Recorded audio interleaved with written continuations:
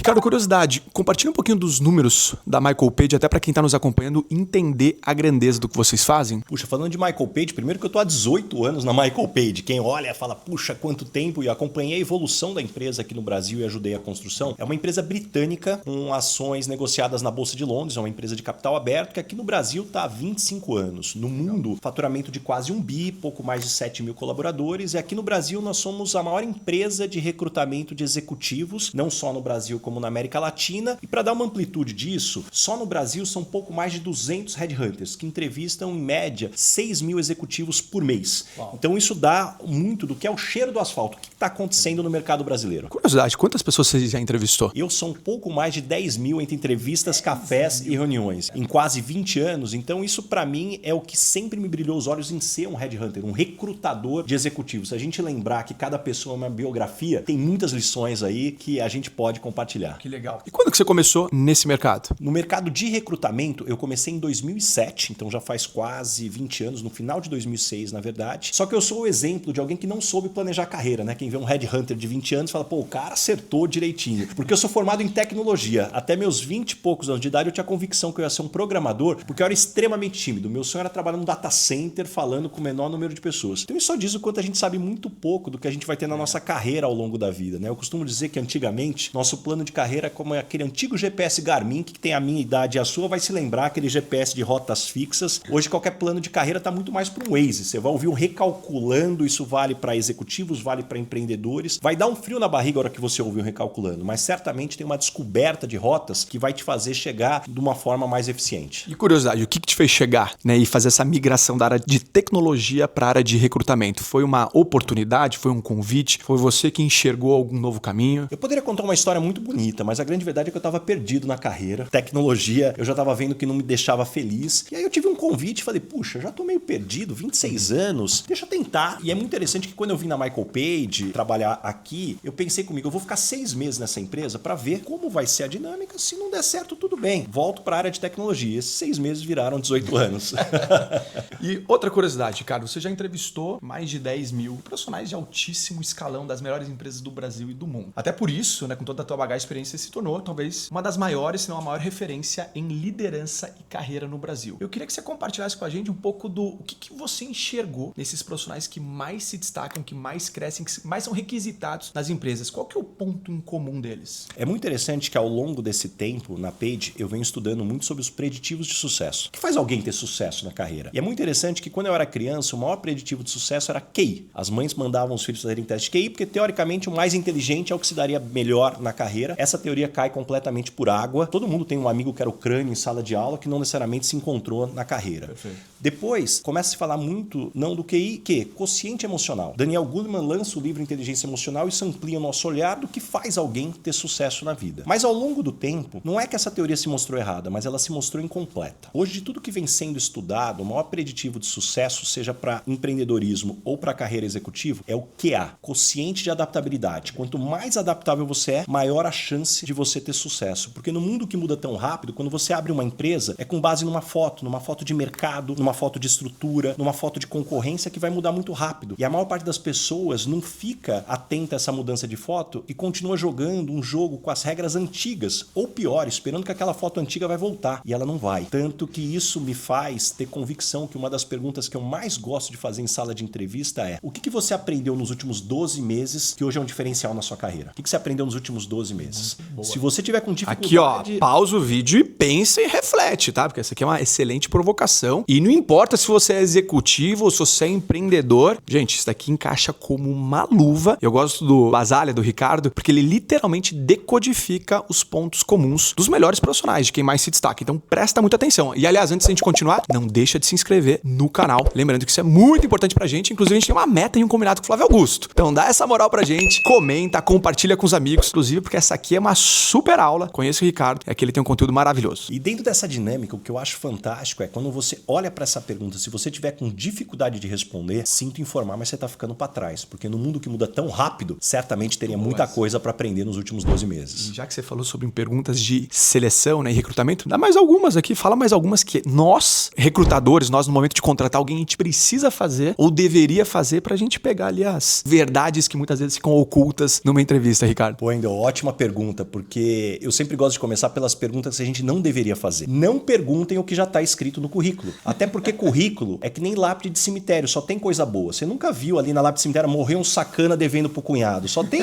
exemplos de seres humanos. Então, o grande elemento é o que está além do currículo. Então, algumas perguntas que eu gosto. Que fatores da sua história fazem você ser quem você é hoje? Isso me dá pistas importantes da onde você saiu e aonde você está hoje. Da onde você partiu, quanto você caminhou para chegar onde você está. Segunda pergunta. Quando as pessoas não gostam de você no mundo corporativo, normalmente qual é o motivo? Quando as pessoas não gostam de você. E eu costumo dizer que essa pergunta não tem resposta certa, mas tem duas muito erradas. A primeira é quando as pessoas falam, olha, sabe quando as pessoas não gostam de mim, elas não me falam? Pois é, você tem que descobrir quando você esbarra. Mas a pior ainda é quando te respondem. Sabe que todo mundo gosta de mim? Eu falo, puxa, nem Jesus Cristo agradou a todos. Tenho a honra agora de conhecer o primeiro na humanidade que agrada a todos. E de novo, não é sobre agradar a todos, mas entender como você se posiciona no ambiente e como isso impacta quem está à sua volta. E uma última pergunta aqui para deixar para vocês também em entrevistas. De tudo que está escrito no seu currículo, o que você tem mais orgulho? Isso dá pistas de propósito, o que energiza cada pessoa. Que aula aqui, hein? E em cima das perguntas aqui do Ricardo, não deixa de colocar aqui nos comentários a tua pergunta pra gente acompanhar e interagir por aqui. Ricardo, sobre profissionais. Você tem a oportunidade de interagir com os melhores executivos, melhores profissionais do Brasil. Quais são os erros comuns que você vê nesses profissionais no seu dia a dia, liderando suas equipes ou até mesmo para eles não terem uma vida longa dentro das organizações? Quais são aqueles erros que você vê de forma repetida que poderia ser diferente? Acho que o primeiro elemento, principalmente para quem é líder, para quem é empreendedor, alinhamento de prioridades. Vou deixar uma dica para todo mundo que está nos assistindo aqui. Pergunte individualmente para cada um dos líderes da sua empresa quais são as 5 prioridades da empresa. Não da área daquela pessoa, 5 prioridades da empresa. Individualmente. Depois compare quantas respostas diferentes você vai ter. Isso diz muito sobre o alinhamento que é fundamental. Segundo, que é uma dica que eu recebi, não confie em tudo que você pensa. Não é porque está na sua cabeça que é o certo. Questione, porque a gente tem muitos vieses, muito bias, e isso faz com que a gente tropece. Porque eu aprendi que uma das coisas que mais faz um executivo, um empreendedor tropeçar, ponto cego e arrogância. Ponto cego, o que você não está enxergando que te faz bater a cara na parede, e arrogância, você com você mesmo, aonde você tropeça. Inclusive tem uma frase que eu adoro, que foi escrita na mitologia grega, que quando os deuses querem destruir alguém na Terra, a forma mais eficiente é dar 7 anos de sucesso para a pessoa. Dá 7 anos de sucesso que ela se arrebenta sozinha. Pode deixar. Ricardo, você se tornou uma referência em carreira e liderança e construiu sua carreira no CLT, trabalhando dentro da Michael Page, mas você também construiu uma audiência muito forte nas redes sociais, assim que a gente se conheceu, inclusive, você participou do nosso livro, podcast, enfim, lá atrás, antes da pandemia, sempre admirei, inclusive, o Ricardo, todo o conhecimento que ele compartilha. E eu tenho curiosidade desse outro mundo de construção de conteúdo. Como é que começou? Que momento que você começou a compartilhar conteúdo na internet? Que benefícios isso te trouxe? Porque muita gente tá na operação, tá trabalhando ali, olhando só pro dia a dia, pro seu casulo, pra sua caverna e acaba não olhando ou enxergando o potencial que tem de colocar todo aquele conhecimento know-how para fora. Isso acaba trazendo outros negócios, outras oportunidades. Inclusive, nós como Conquer nos tornamos clientes da Michael Page, tudo isso porque você estava firme, forte nas redes sociais. Isso traz resultado. Eu queria que você contasse um pouquinho dessa, não vou dizer transição de carreira, mas eu queria que você contasse um pouquinho dessa construção da tua audiência e produção de conteúdo. Acho que o primeiro elemento é que hoje eu acredito que construção de audiência é complementar, seja você um empreendedor ou um executivo. E para mim são 4 elementos e talvez alguns deles são básicos. Puxa, você consegue atrair clientes, você consegue atrair pessoas que querem trabalhar com você, você consegue receber feedback do que você tem falado, o que você tem exposto, mas tem um 4º item que pouca gente é atenta em relação a isso. Comunicação com os seus próprios funcionários. O que não é óbvio. Por que isso? Eu tenho certeza que você, empreendedor, você, grande líder, tem uma frustração que a maior parte das pessoas não leem inteiro o e-mail que você manda, ou a mensagem que você manda, não é verdade? Mas pode ter certeza que se eles te seguem nas redes, eles estão lendo todos os seus posts. Então, parte dos meus posts são missões teleguiadas para chegar na minha audiência dentro da empresa. Que legal, que legal. E quando você começou, Ricardo, você imaginava todo esse crescimento, todo esse impacto do teu trabalho nas redes sociais? Eu era uma pessoa que no Instagram devia ter 200 seguidores, tinha 2 fotos publicadas e tinha até um certo ranço em relação à rede social. E à medida que a gente vai entendendo, é incrível como a gente vai quebrando barreiras, vai quebrando preconceitos. Isso me fez conhecer pessoas maravilhosas. Então, puxa, conheci você vocês. Eu conheci o Bernardinho, que hoje nós somos sócios desde 2019 na imersão de gestão de pessoas. Conheci o Gustavo Borges, a gente tem a imersão de performance também muito bacana dentro dessa dinâmica, e tantos outros amigos que eu consegui construir, que se não fosse esse mundo, talvez eu não conseguiria construir. Mas para mim, principalmente, tem uma questão de feedback real time que você consegue ter sobre tudo que você fala, do que você constrói, que eu fico pensando, imagina se na época de Einstein, ele tivesse a capacidade de estar tendo esse feedback real time, se o cara já é um gênio, aonde ele poderia ter chegado? Isso para mim é algo muito forte. Muito bom. Então, Ricardo, você começou com 200 seguidores e hoje quantas pessoas você impacta mensalmente? Até para o pessoal entender o tamanho do impacto do teu trabalho hoje. Acho que antes, falando de plataforma, hoje eu produzo conteúdo no Instagram, no LinkedIn, podcast Lugar de Potência, também colunas no Estadão e na Exame, e o programa na Rádio Eldorado, que vai ao ar 3 vezes ao dia. São 7 milhões de pessoas por mês acompanhando o meu conteúdo. E, de novo, essa é a beleza de você conseguir hoje usar as plataformas para trazer um impacto tão bacana. Inclusive, o livro dele é maravilhoso. É Lugar de Potência, o nome do livro, né? Lugar de Potência, lições de carreira e liderança de mais de 10 mil entrevistas, cafés e reuniões. Baita livro, gente. Você lançou há 1 ano, 2 anos? 3 anos? 3 anos. 3 anos? 3 anos. Maravilhoso, gente. Super indico aqui. Inclusive, a gente pode deixar o link do livro aqui para quem quiser comprar também e acompanhar o Ricardo nas redes sociais. E, Ricardo, para quem está nos acompanhando aqui, que é empreendedor, tá vivendo os seus desafios no empreendedorismo ou é CLT e tá faltando aquela coragem para tomar aquela decisão importante para, enfim, alcançar outros patamares, alcançar novos objetivos, novos sonhos. Que conselho que você daria para essa pessoa? Um conselho que eu recebi e eu guardo muito comigo é: o orgulho da sua história nunca deveria ser maior do que o interesse pelo seu futuro. Muitas vezes a gente está preso a uma história bonita, o que não tem nada de errado em ter uma história bonita. Agora, quando ela começa a ser mais valorizada a história do que o interesse pelo futuro que você pode construir, aí sim isso se torna um problema. E qual é o melhor conselho que você recebeu na tua jornada executiva? O conselho que eu recebi que me impactou bastante é: tenha amizades com pessoas 20 anos mais velhas do que você e 20 anos mais novas. Porque os 20 anos mais velhos vão te trazer experiência e sabedoria. E 20 anos mais novo vai te fazer lembrar a coragem, a atitude que você tinha que talvez tá ficando morto. É impressionante essa resposta, Ricardo. Eu adoro as respostas dele. E o pior conselho, Ricardo? O pior conselho: seja o gestor que você gostaria de ter tido. Esse é o pior conselho. Isso só vai funcionar se você contratar uma pessoa 100% igual a você, o que não vai acontecer. Você precisa ser o gestor que aquela pessoa precisa, não o que você gostaria. Afinal de contas, você não é parâmetro para o resto do mundo. Cada um é uma pessoa diferente. Ótimo. E, Ricardo, uma curiosidade. Muita gente que lidera. Talvez um dos maiores desafios da liderança é manter seu time engajado, em alta performance, entregando resultados. Que conselho você daria para essa pessoa que está com dificuldade em ter o coração dos seus liderados e está engajando a sua equipe? Eu sempre acreditei que você não consegue acessar a cabeça das pessoas antes de acessar o coração. Aliás, essa é a maior distância do mundo, né? A distância muitas vezes que a gente leva para percorrer o coração e a cabeça. E para mim o grande papel do líder é fazer com que as pessoas sintam orgulho de quem elas são. Como que você extrai o melhor? Você não tem um time de 20 pessoas. São as 20 pessoas que têm você. Essa é a diferença. E falando mais do teu mundo, do teu trabalho na Michael Page, o que é ser um headhunter? Por que as empresas elas vêm até você e levantam a mão e: Ricardo, preciso de ajuda na hora de contratar? Elas não poderiam contratar sozinhas essas pessoas? Ótima pergunta. E a primeira delas, um headhunter nada mais é do que um recrutador, trazendo de forma muito direta para todo mundo que está nos assistindo. E por que você precisa de um headhunter? É natural, quando você está construindo a sua empresa, de onde vêm as primeiras contratações? Do seu networking. A hora que você esgota o seu networking, vem do networking do seu networking.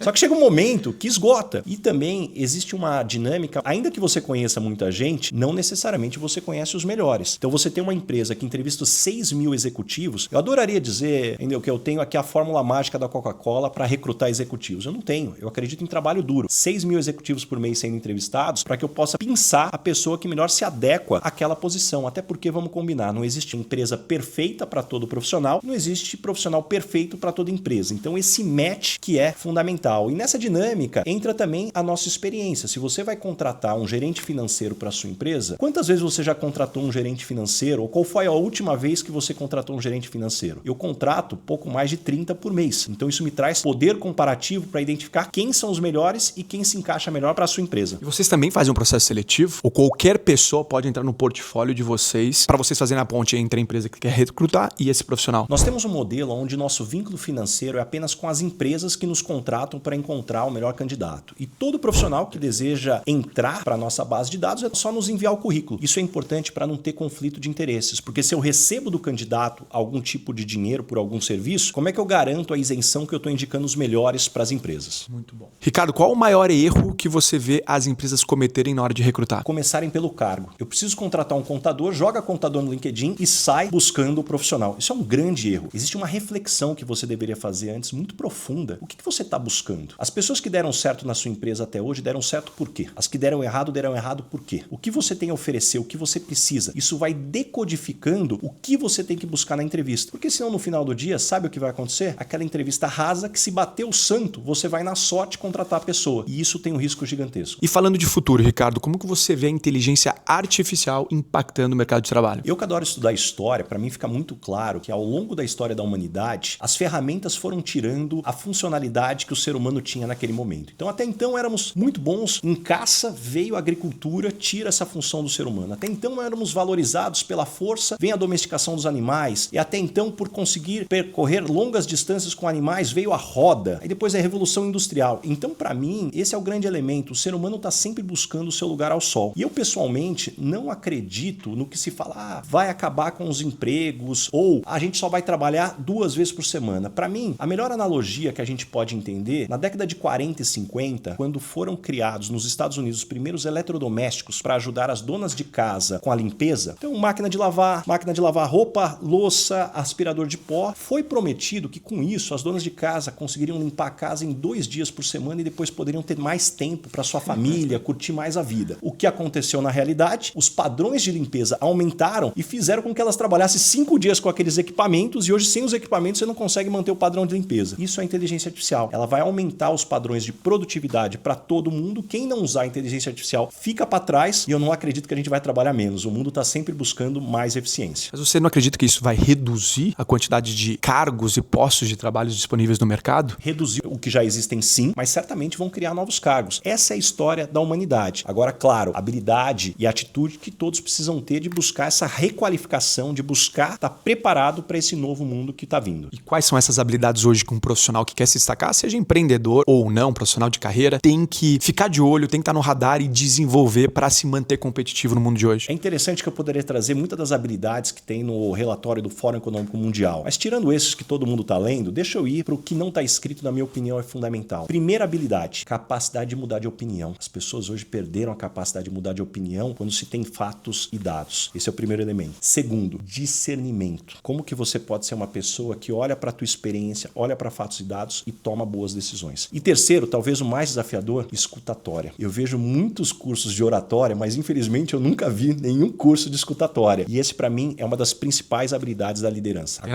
na Conquer, um dos módulos do curso de oratória, escutatória.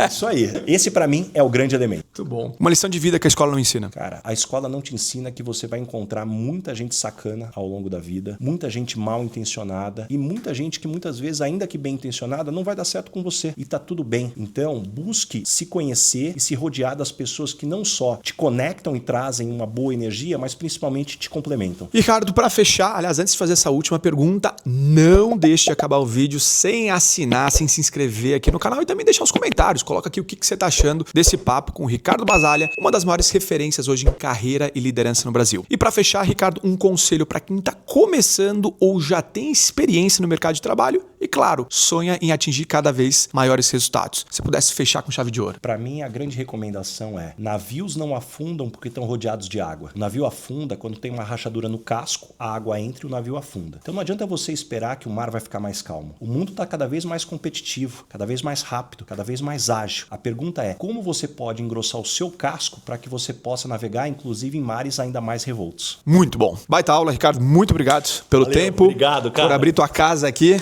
teu escritório, receber a gente e compartilhar tanto conhecimento com a nossa audiência, que eu tenho certeza que deve ter estourado, no bom sentido, a cabeça de todo mundo. Valeu, gente. Adorei estar com vocês. Valeu, tamo junto. Não deixe de assistir o próximo vídeo. Valeu!